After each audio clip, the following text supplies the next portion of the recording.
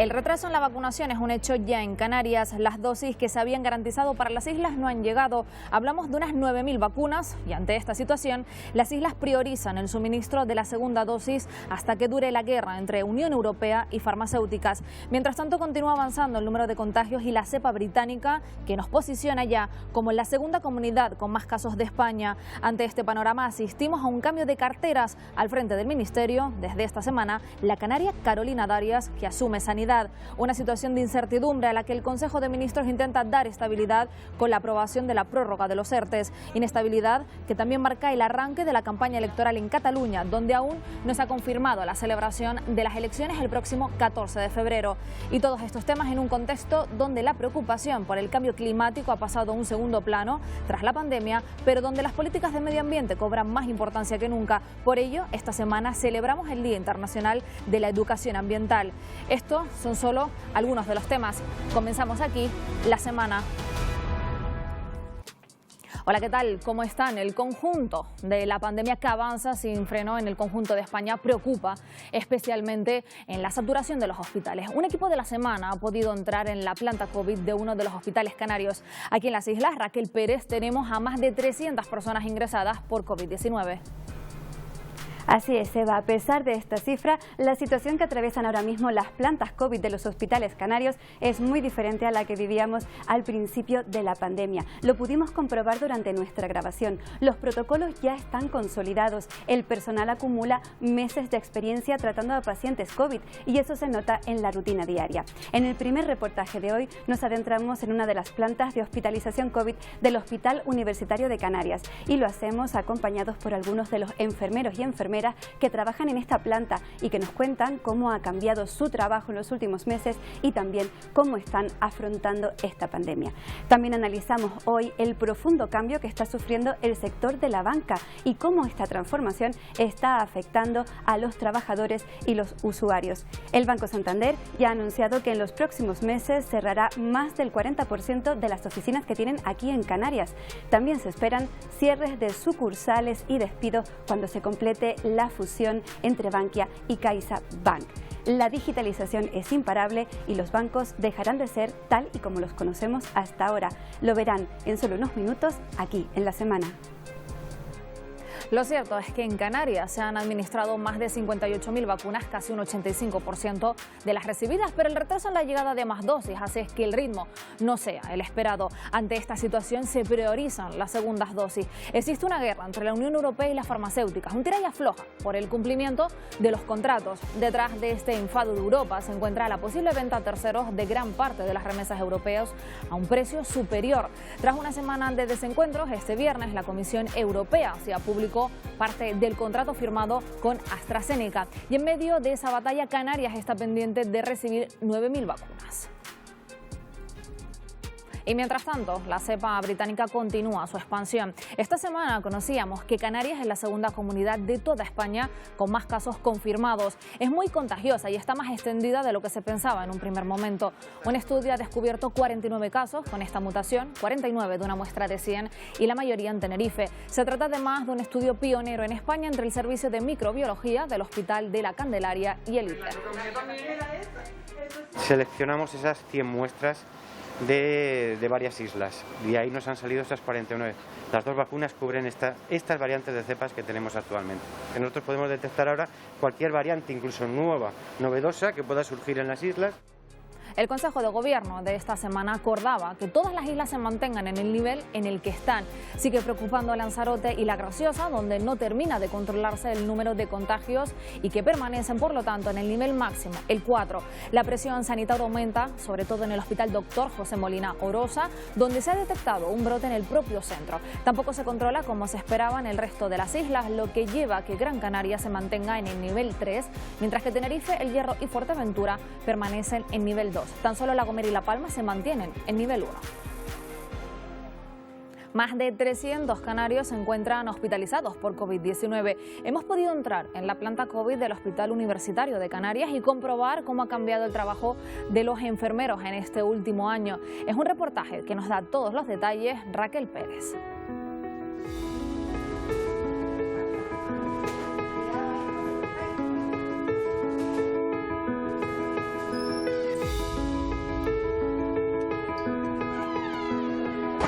el paciente del 7.1 lo único que cambia desde que lo vea, a ver si porque quiere cambiarle la sueroterapia y está un poquito con dificultad respiratoria, le quiere subir el oxígeno. Acompañamos en su día a día a algunos de los más de 10.500 enfermeros que ejercen su labor en Canarias. ¿Cómo tenemos la planta, chicas? ¿Cuántos tenemos? Alguno que se va de alto. Sí, pero ¿cuál? Está todo igual. Oye, pues me voy a acercar un momentito al cuarto de cura, voy a coger un suero. En 2020 se celebró el Año Internacional de la Enfermería y la Matrona. Naciones de todo el mundo se pusieron de acuerdo para poner en valor a estos profesionales y dar visibilidad a su trabajo. La pandemia dejó en un segundo plano esta reivindicación global, pero la lucha contra la COVID-19 también ha permitido a los enfermeros demostrar su relevante papel en el sistema sanitario. Aquí en el 5.1 tenemos un paciente de 86 años con antecedentes de hipertensión, diabetes tipo 2, COVID positivo. Enfermería es la que está en primerísima línea en todas las unidades y en todos los servicios sanitarios de este país y del resto del mundo. Los enfermeros y las matronas atendemos al ciudadano en todos los ciclos de la vida. Desde que una mujer se queda embarazada, tiene matronas para atender el embarazo. Desde que un niño viene a este mundo, hay una enfermera al lado y una matrona que lo acoge.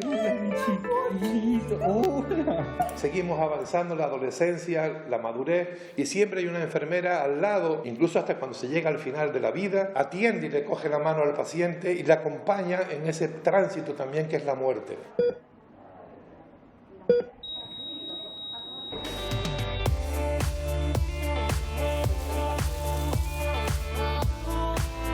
La enfermera es esa figura de confianza hacia el paciente que trabajamos pues aliviándole sus temores, aliviándole el dolor físico y el emocional.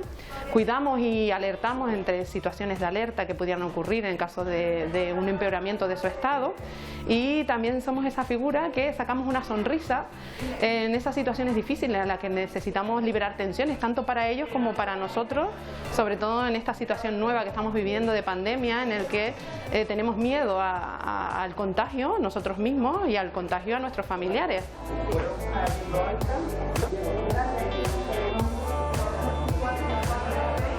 El momento más duro para mí ha sido entre el 18 de marzo que empezó este tema hasta el 30 de abril, ese mes y algo.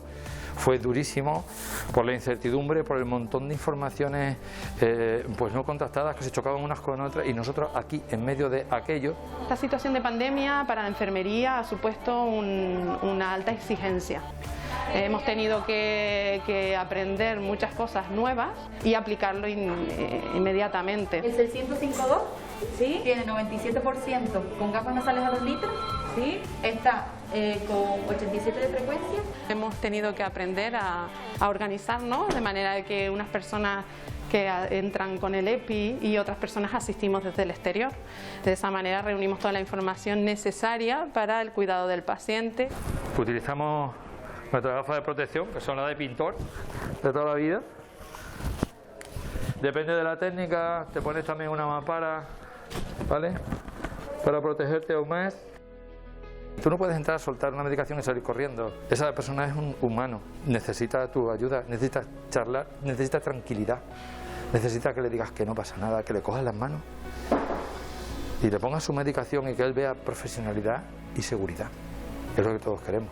Una persona que supera esta situación para nosotros es un éxito y da sentido a lo que hacemos. Los enfermeros también están teniendo un papel fundamental en la campaña de vacunación COVID. Las vacunas son su competencia. Ellos se encargan de administrar las dosis y organizar el dispositivo. Ana Vanessa es la enfermera que aplicó la primera vacuna en Canarias.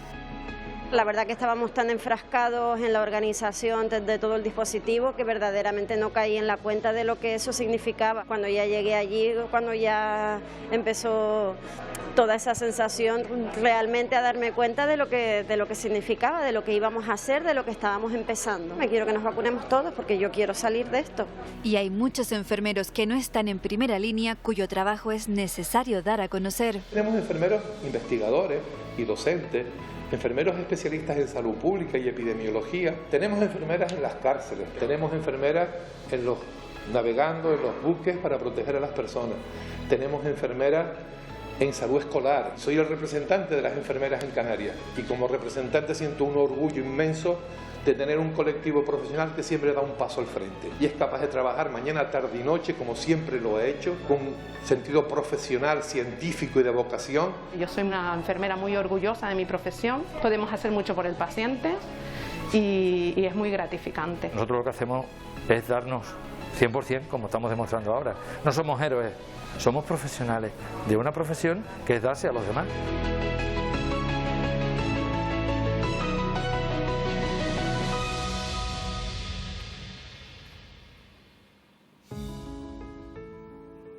Y en la península, una de las consecuencias de la falta de dosis de la que hablamos ha derivado en que Madrid cancele su vacunación durante los próximos 14 días a la espera de más vacunas. Andalucía ha alcanzado el máximo de ingresados en centros sanitarios por COVID desde que comenzó la pandemia. En el País Vasco detectan unos 1000 nuevos casos por día y sigue siendo una comunidad en nivel rojo, donde la presión hospitalaria supera los máximos históricos. Su situación no es buena, pero ha recibido la petición de ayuda de La Rioja, que le pide más material de UCI. Y en Castilla y León, las cifras continúan también creciendo.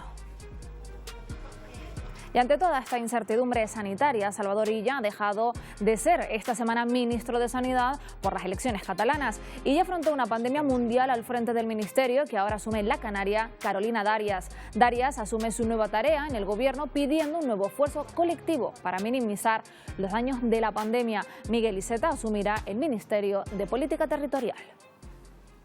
Nacida en 1965 en Las Palmas de Gran Canaria, Carolina Darias es licenciada en Derecho por la Universidad de La Laguna y funcionaria de carrera de la Administración canaria. Sus primeros pasos en política los dio en 1999, cuando toma posesión como concejala de su ciudad natal. Entre 2004 y 2007 se convierte en subdelegada del Gobierno en la provincia de Las Palmas. Quiero darte las gracias por haber pensado en mí. Tras un breve paréntesis de un año como diputada en el Parlamento, en 2008 accede al cargo de delegada del Gobierno en las islas. En 2011 es la candidata socialista a la presidencia del Cabildo de Gran Canaria y durante 4 años es consejera y portavoz de su partido en esa institución. Fue en 2015 cuando hace historia. Presidenta del Parlamento de Canarias para la 9ª legislatura, doña Carolina Darias San Sebastián. Al convertirse en la primera mujer presidenta del Parlamento regional. Con la llegada del PSOE al gobierno canario en 2019, Darias pasa a ocupar la Consejería de Economía, Conocimiento y Empleo. Desde enero de 2020 ha estado al frente del Ministerio de Política Territorial y Función Pública. Ahora asume la cartera de Sanidad en plena tercera ola de la pandemia y con el reto también de la campaña de vacunación. Nuestro Sistema Nacional de Salud es el buque insignia de nuestro estado del bienestar y tiene atribuida la finalidad de cuidar y proteger de nuestros bienes más preciados. Lo digo bien, de nuestro bien más preciado, la salud pública. Esta misma semana Darias ya ha presidido su primer Consejo Interterritorial de Salud y ha comparecido en el Congreso. A nivel económico, el Consejo de Gobierno aprobaba este jueves un aplazamiento o moratoria fiscal para paliar los efectos de la crisis económica derivada de la COVID-19. Por un lado, se retrasa el pago de tributos durante 6 meses y se contemplan también ayudas directas a fondo perdido. Aplazamiento o moratorias fiscales por valor de 236 millones, ayudas directas a fondo perdido por valor de 165 millones. Ni son las primeras ni serán las últimas. Estos son recursos adicionales, extrapresupuestarios. No estamos tocando los recursos del presupuesto. Los aeropuertos de Canarias próximamente contarán con clínicas privadas para realizar test diagnósticos de coronavirus dentro de las terminales. Lo ha anunciado AENA esta semana, la misma en la que se conocían los datos que reflejan que Canarias fue durante el mes de diciembre la comunidad más visitada de España, pero estas cifras no sirven para salvar el resto de meses. Y es que el descenso de las pernotaciones ha sido histórico. Según el Instituto Nacional de Estadística, en las islas las reservas se desplomaron más del 70% y 47 millones de euros se calculan las pérdidas. Pese a estos malos datos, el archipiélago lideró la ocupación en España.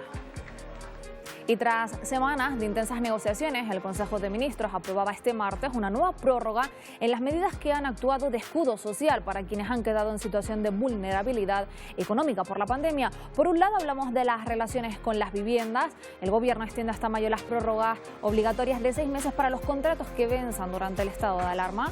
Se amplían también las moratorias de pago a las que pueden acogerse los inquilinos que tengan como arrendatario a un gran tenedor o entidad pública de vivienda. Prórroga que suma a la no menos esperada de los ERTEs. Empresas y trabajadores lo esperaban y este martes se materializaba en Consejo de Ministros. La aprobación del Real Decreto Ley que refuerza y consolida la defensa del empleo. La nueva prórroga de los ERTE y las ayudas para autónomos se extienden hasta finales de mayo. Este balón de oxígeno tendrá un coste de unos 7.000 millones de euros y se acogerán más de 750.000 trabajadores. Estamos dando certidumbre, extendemos los ERTEs y la prestación de autónomos hasta el 31 de mayo. Los trabajadores seguirán recibiendo un 70% de la base reguladora y las exoneraciones en las cotizaciones seguirán vinculadas a los 3 esquemas de ERTE vigentes. Todavía lo vamos a hacer más fácil, estamos siempre intentando mejorarlo para que la transición de un ERTE a otro que pueda producirse en las nuevas modalidades se haga de una forma muy sencilla, simplemente con una comunicación a la autoridad laboral. Respecto a las ayudas a autónomos, habrá una prestación por suspensión de actividad de al menos 760 euros. Y los datos del paro vuelven a ser demoledores para Canarias, que paga, como ninguna otra región del país, las consecuencias de la pandemia. En el último trimestre de 2020, el desempleo subió en las islas 7 puntos, del 18 al 25%. Canarias cerró 2020 con 279.000 parados. Por primera vez desde 2014 hay menos personas ocupadas que en el año anterior. Tan solo 827.000, un descenso del 12%. Canarias es la comunidad que más empleo ha destruido en el conjunto del Estado. Analizamos ahora la profunda reconversión que está afrontando la banca, cierre de sucursales y banca online, unos cambios que afectan a los trabajadores y también a los usuarios. Raquel Pérez nos da todos los detalles.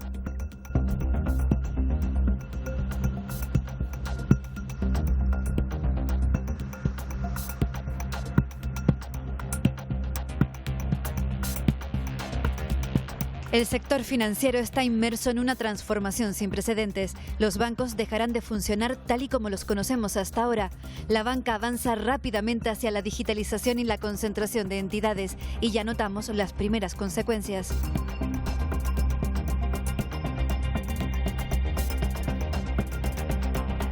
Alrededor de 75 oficinas del Banco Santander cerrarán sus puertas definitivamente en Canarias en los próximos meses.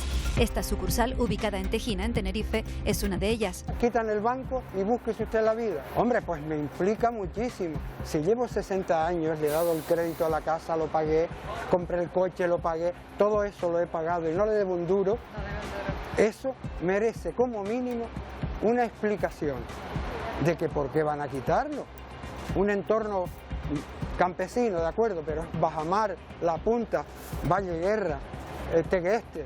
Y el que no tiene coche, ¿qué hace? Si sumamos provincia de Tenerife y de Las Palmas, obtendremos un total de 300 despidos. Una parte de los trabajadores van a ser externalizados, ya no serán empleados de banca como tales, porque estarán amparados bajo un convenio distinto que ya no será de la banca, sino será un convenio de contact center o de asesoría.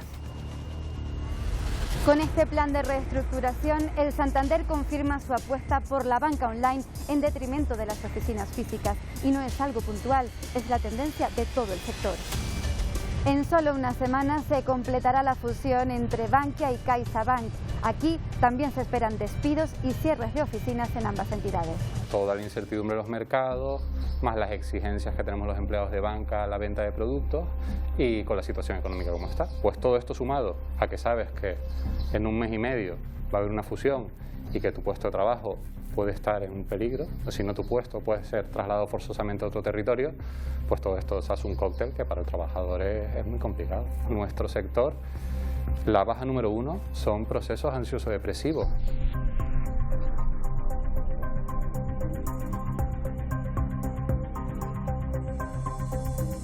La tendencia es la concentración hacia 4, 5 o 6 grandes grupos o entidades bancarias. Lo que habría que ver es cuáles son las consecuencias que esta concentración puede tener en el consumidor, en el usuario de servicios financieros. Y aquí tendría que entrar un poco también la Comisión Nacional del Mercado de la Competencia y ver si esa concentración puede afectar a los derechos de los consumidores y usuarios. Las fusiones no son para que la banca gane más dinero, sino para proteger el dinero de los que tenemos el dinero metido en el banco, y ahí estamos metidos todos, ¿no? Yo creo que más que buenas son necesarias en muchos casos. Lo que se busca sobre todo es establecer un sistema que sea estable a los vaivenes del mercado y de la economía. El proceso de digitalización es imparable, ha llegado y se va a dar. Pero va a dejar en su avance a ciertos consumidores, sobre todo aquellas personas de avanzada edad que no pueden o no tienen conocimientos necesarios para operar a través de Internet. ¿Usted cree que yo voy a poner mi dinerito sin estar seguro dónde va a ir ese dinero? Sí, la tecnología es muy precisa, es muy buena, pero ¿falla o no falla? Yo personalmente no tengo ordenador en casa, ni tengo internet ni nada. Entonces yo estoy aprendiendo sobre la marcha. Lo que sí que es más cómodo, más fácil. O sea, que la gente por comodidad, por tiempo, pues en la banca lo suele hacer online. A personas mayores pues a lo mejor no entienden mucho de eso y entonces claro, no lo querrán hacer. Habrá que buscarle alguna alternativa, pero lo que no se puede hacer es penalizarle por encima de ello, cobrar una comisión porque saquen el dinero en ventanilla. Clientes nos dicen en las oficinas, es que ustedes mismos nos llevan a los cajeros, pero es que a nosotros nos obligan. Nosotros tenemos que hacer caso de lo que nos manden nuestros superiores y no es otra cosa que desviar todas las operaciones a canales alternativos. Muchos de los clientes siguen demandando en una gran mayoría servicios presenciales. Lo que ocurre es que se dificulta el acceso a esos servicios. El tema del COVID les ha ayudado muchísimo a que los clientes no les haya quedado otro remedio que buscarse un poco la vida y hacer sus gestiones por internet, hacer sus gestiones por el cajero, y en unos meses han dado un salto muy grande. Poco a poco se va estandarizando todo y es una cuestión de tiempo que cualquier persona, independientemente de su formación, sea capaz de entrar en una web y de hacer lo que necesite. Eso va a llevar un tiempo todavía, pero el camino es la digitalización. ¿Qué es lo que ocurre con esto? Pues obviamente que ya no somos tan necesarios, pero cuando una persona va a pedir una hipoteca, cuando va a meter sus ahorros en un fondo de inversión, siempre va a necesitar la ayuda de una persona física. Porque después si tu fondo sale mal, la cartera donde se ha invertido no es la correcta, ¿a quién le vas a reclamar? ¿A un ordenador? Al final van a quedar eso, lo que ocurre. 3 o 4 entidades muy potentes, con pocas sucursales. Fusiones en los próximos meses. El Sabadell es siempre un objetivo de muchos bancos, el Bankinter es un objetivo de muchos bancos, en fin, hay fusiones posibles. Se tiene que dar el mercado, tienen que darse las condiciones, tiene que llegarse a una negociación, sí, está abierto.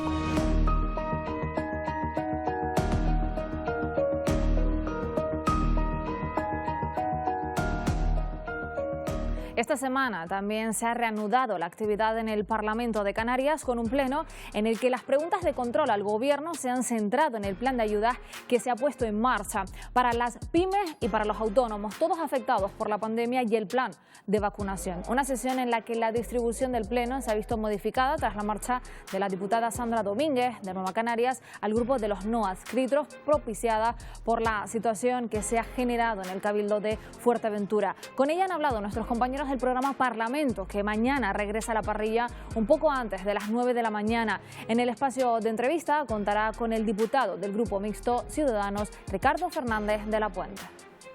Y en Cataluña, incertidumbre ante el arranque electoral esta semana de la campaña para las elecciones previstas el próximo 14 de febrero, una fecha marcada por la COVID-19 y también por conocer definitivamente si se acabarán celebrando, ya que el Tribunal Superior de Justicia podría aplazarlas por la crisis sanitaria. Pese a esta incertidumbre, ya se han producido los primeros actos oficiales para presentar a sus candidatos, actos limitados de aforo y presencia de eventos virtuales. Una carrera de fondo por la presencia catalana en plena tercera ola y donde el gobierno ha evitado aclarar si los ciudadanos podrán romper el confinamiento municipal para asistir a los actos de campaña.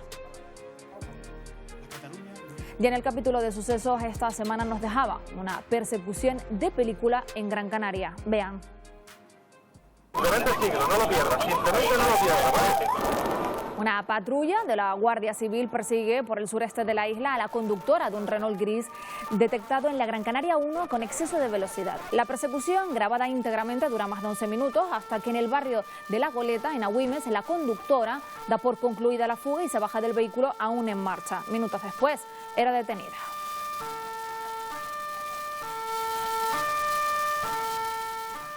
Cambiamos de asunto porque la crisis sanitaria se lleva por delante temporalmente, eso sí, a una de las empresas de ocio más importantes del país. Es el caso de los cines Yelmo, que cierra salas en casi toda España, una decisión que también afecta a Canarias. En el archipiélago permanecerán abiertas las salas de Gran Canaria y solo se van a proyectar de miércoles a domingo las películas. El resto, los 2 cines con los que cuentan en Tenerife y el de Fuerteventura, se suman a este cierre temporal mientras duren las restricciones.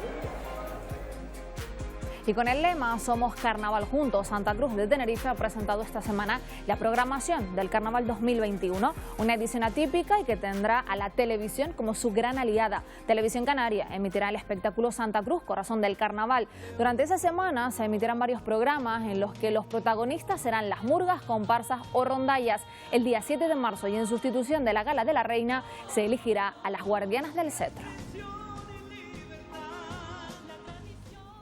Y esta semana Televisión Canaria se ha unido a la celebración del Día Mundial de la Educación Ambiental y lo estamos haciéndolo acercándoles a algunos de los proyectos que actualmente se desarrollan en las islas. Proteger el medio ambiente es uno de los principales retos a los que se enfrenta la humanidad y solo puede afrontarse desde la educación. Lo que se conoce se va a valorar, se va a respetar y se va a proteger. Con la educación ambiental se consigue despertar la conciencia crítica de la ciudadanía. Si no tenemos una ciudadanía crítica, una ciudadanía que sea capaz de participar, de proponer, esto no va a cambiar. Vamos camino de la extinción, ¿no? La educación ambiental empuja a la ciudadanía a pensar globalmente y a actuar localmente con proyectos como los que desarrolla en Fuerteventura la ONG Clean Ocean Project, que lleva 20 años trabajando por una isla más amable con el medio ambiente. Reducir el uso de plástico. Estamos viendo que limpiar no es suficiente. Las alternativas al plástico de un solo uso existen, ahora falta pues la voluntad. El aprovechamiento del agua es otro de los retos a los que nos enfrentamos en las islas. En Gran Canaria, por ejemplo, el Instituto Tecnológico de Canarias participa en un proyecto con el Cabildo y Gesplan para reforestar con el agua de bruma. Aparecen en cumbre, medianías cumbre, pequeños dispositivos que son capaces de captar el agua de la bruma que viene en forma de nube, y esa agua entra al ciclo del agua. Son solo algunas de las iniciativas a las que nos hemos acercado y seguiremos haciéndolo hasta el próximo 2 de febrero, día en el que analizaremos el pasado, presente y futuro del proyecto que mejor representa esa apuesta por la sostenibilidad, la central hidroeólica del Hierro.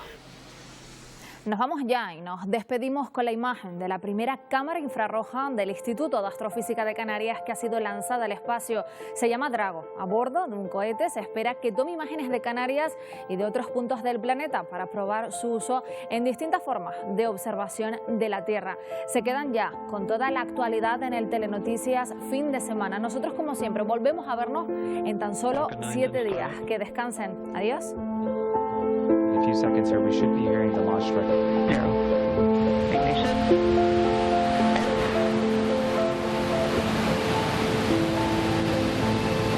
Impulse pitching downrange.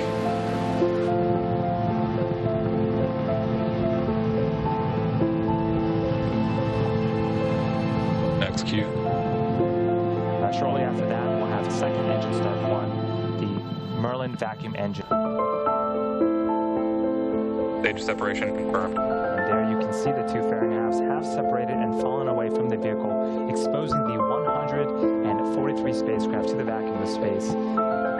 There's the second stage. Also signal stage 1, K stage 2.